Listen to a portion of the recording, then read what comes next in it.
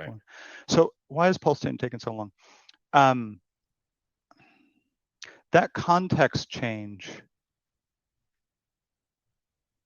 adds a lot of, well, no, I'm going to answer this differently. Hex had to be as robust as it was because there was no central authority. There is no emergency lever to pull.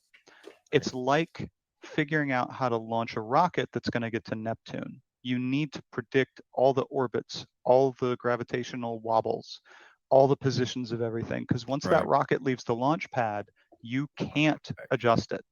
Right.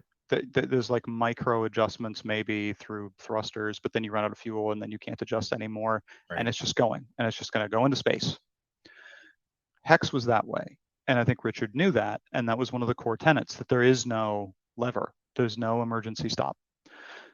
That ethic also has to be brought to Pulsechain. A huge number of people sacrificed an enormous amount of crypto with the expectation, not of the profit or work of others, but the expectation that the same ethic of rigor and security and trustlessness and, I'm going to say safety, but hopefully you know what I mean, that it's not going to just get knocked over or exploited immediately.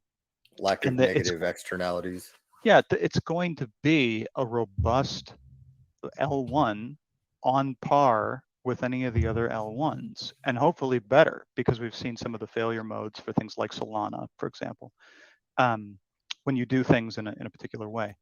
Now, writing a blockchain is much harder than writing a product for a blockchain. So Hex has some guarantees because it runs on a blockchain. Your transaction will either fully work or fully not. It is a atomic transaction. So if I try to end a stake and I run out of gas, then it just says, nope, you didn't. It doesn't partially end it. It doesn't put it in a weird state where I can't recover. A blockchain, like the consensus layer, can get into weird states. It has to communicate with other computers. It has to come to agreement. It has to resolve when two computers don't agree. You have to figure out what to do if one of the validators is offline and they keep missing their turn. Like, what do? It has to resolve what happens when two computers think it's their turn at the same time for whatever reason. If you get one person controlling 5 of the validators, like, how do you deal with that? Is that really a problem? What could they do if they got 5 turns in a row? You have to think about a much larger set of vulnerabilities or problems. Now, that's just if you were to invent it from scratch. Now, you're taking something that is already known to work. But when you press on it a little bit and you say, okay, but we're changing the context. We don't have BNB. We don't have a secondary chain that messages what the rotation ought to be. There are these little, like, imagine you have a scarf and there's like little bits of yarn or little bits of thread kind of dangling off of it, because hand knit stuff has that.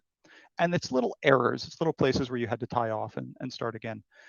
And you notice those, you go, that's weird, but that's fine. I mean, we're just following the scarf pattern, so we just do the scarf. And if you look at it closely enough and you start to pull on those and say, well, I kind of want to button this up and make it look sharp, so I'm gonna just like pluck that out. But you start pulling it and it just starts unraveling like a section up here. And you go, that's weird. Do I keep pulling on this? Do I just cut it off? Like, what's the I pull it plan as fast as here? I can. Right, like, I don't know how to invent a scarf pattern. Like, I'm pulling as fast. Exactly. I'm not nude under here. Yeah, exactly. So it's easy for me to describe that it's hard because of a context change that doesn't seem like a big deal until you see why it's a big deal. But the process of seeing why it's a big deal is hard work.